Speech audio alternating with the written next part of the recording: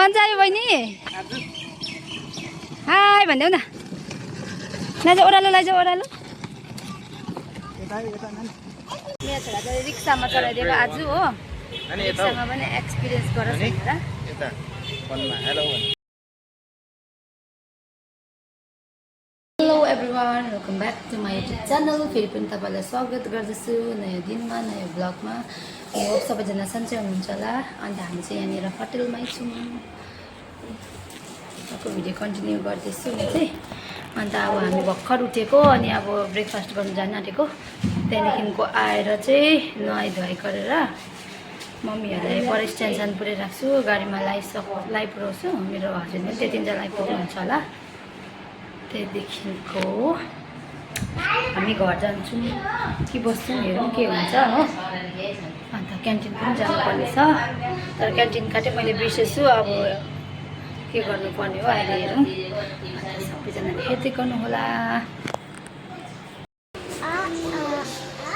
हामी चाहिँ अहिले दार्जिलिङ मलमा छौँ हो पुरा गरम छ अहिले यहाँ चाहिँ भित्र बसिरहेको छौँ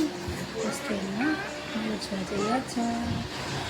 अन्त अब मम्मीहरूलाई गाडीमा पठाएर म चाहिँ मेरो हस्बेन्ड रिसिभ गर्न जान्छु आइपुग्नु भयो अरे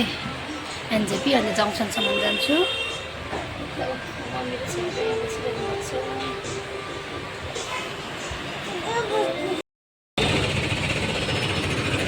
पप गरेन फेरि पप यस्तो गरम छ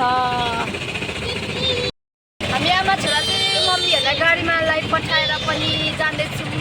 टोटोमा आरतको पापा भएकोमा है पापा भएकोमा जाँदैछौँ त्यही रहेछ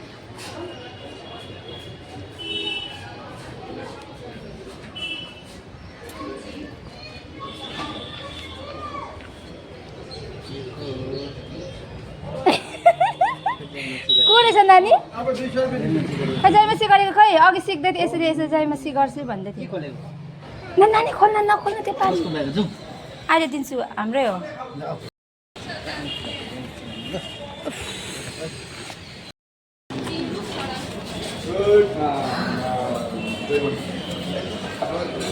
जयमसी यहाँ सबैजना यहाँ बसेको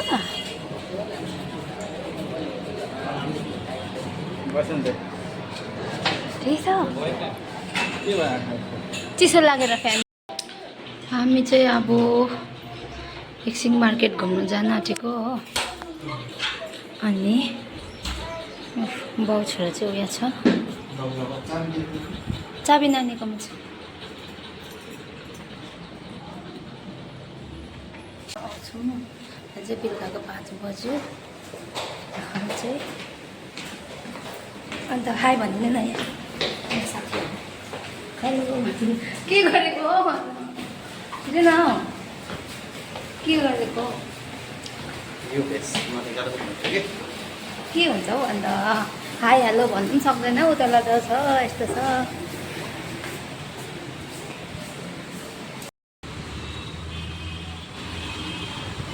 हामी चाहिँ यहाँ भेगामा आएको छौँ फेरि पनि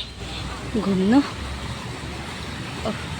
कस्तो मजाको रहेछ हौ दिउँसो चाहिँ थिएन यस्तो हिजो मम्मीहरूसँग आउँदा चाहिँ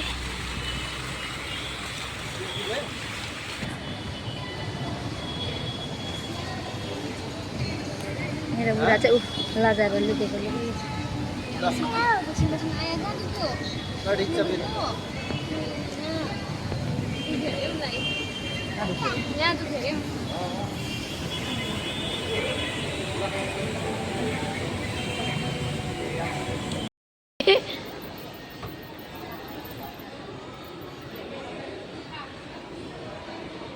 थाहा गयो नि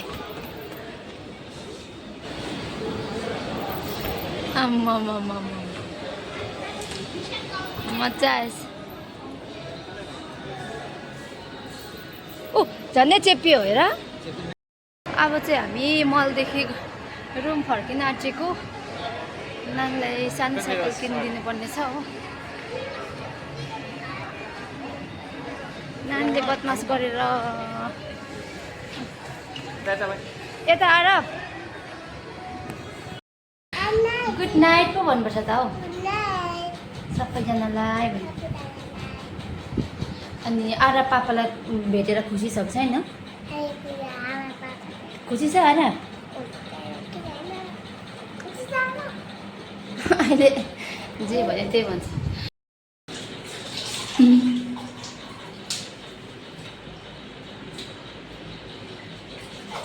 मारे मारे गरिँदैछ पापाले नानीलाई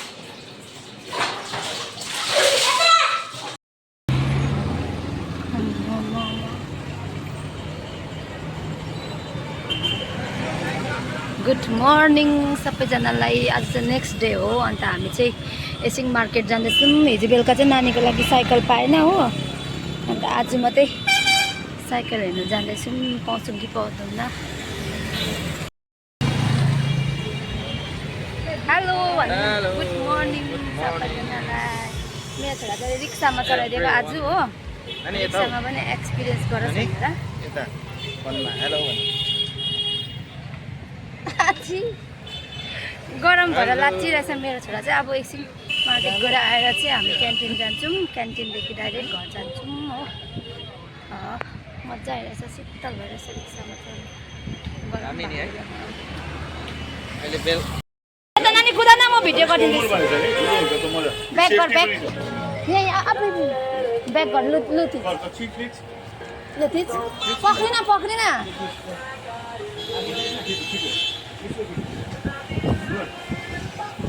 आम्मा कुदाउनु पनि थाल्यो मेरो छोराले यो त साह्रै महँगो रहेछ तर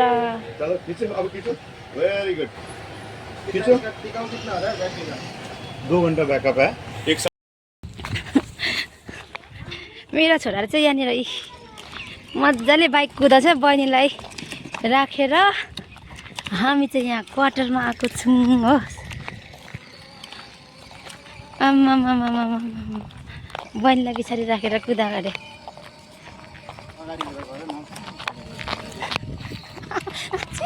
बुबुलाई पक्रेको अरे हेर न मजा आयो बहिनी बुबुसँग चढ्नु मजा आयो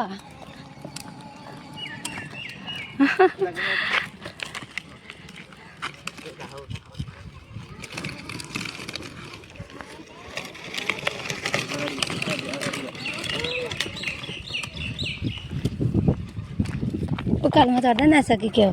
अलिक थिच्न मजाले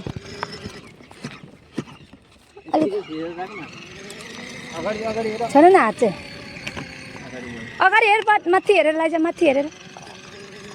उकालोमा अलिक साह्रो पऱ्यो चढ्न यसको बाइक नगर्नु न हो बिग्रिन्छ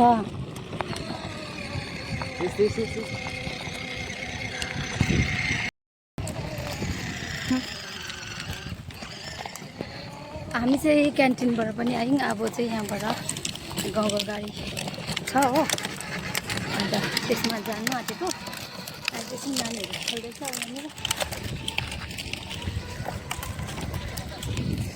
यहाँ चाहिँ नाना र बुबुको क्वार्टर छ हाम्रो बुबुको अनि एकछिन क्वार्टरमा आइरहेछौँ अहिले चाहिँ कस्तो मजाको जग्गा रहेछ यहाँनिर तर गरम पुरा गरम ओह्रालो ल्याओस् न ल ओह्रालो कुदाउ त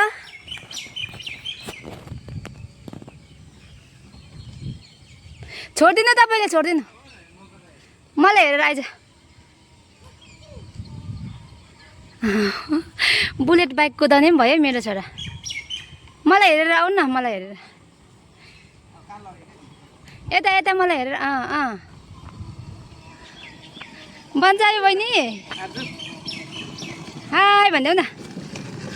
लैजा ओह्रालो रोड पनि मजाको रहेछ नि त अहिले आउँछु अरे हेर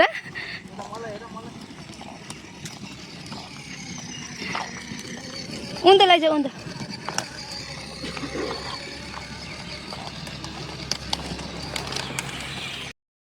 नजाउनु न हौ पापा सामान लिनु जानुभएको छ गाडी पर्खिरहेछौँ हामी चाहिँ यहाँनिर आया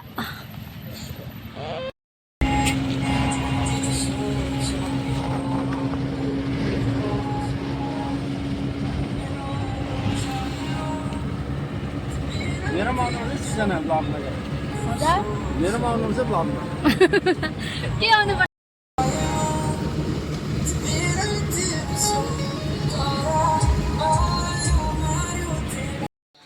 साथीहरू हामी चाहिँ घर आइपुग्यौँ अन्त यहाँनिर अनबक्सिङ हुँदैछ के ल्याउनु भएको छ उसले पल्टनबाट को ज्वाइँलाई ए अनि के भन्छ अब चाहिँ रात पनि परिसक्यो हो मेरो ब्लगलाई चाहिँ म यहाँ एन्ड गर्छु सबैजनालाई बाई बाई टेक केयर अर्को ब्लगमा भेटौँ हजुर